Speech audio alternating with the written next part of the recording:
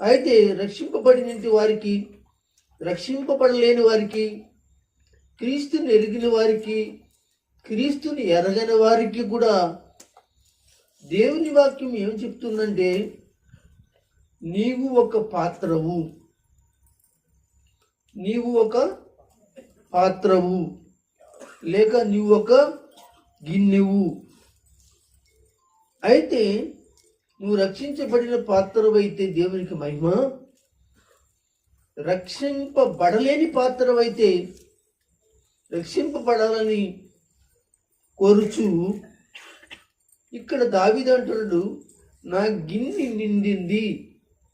నిండటమే కాకుండా ఆ గిన్నెలో ఉన్నటి ఏముందో అది పొంగి పొర్లుచున్నది అని చెప్తాడు. ఈ రాత్రి దేవుని బిడ్డలారా గమనించండి,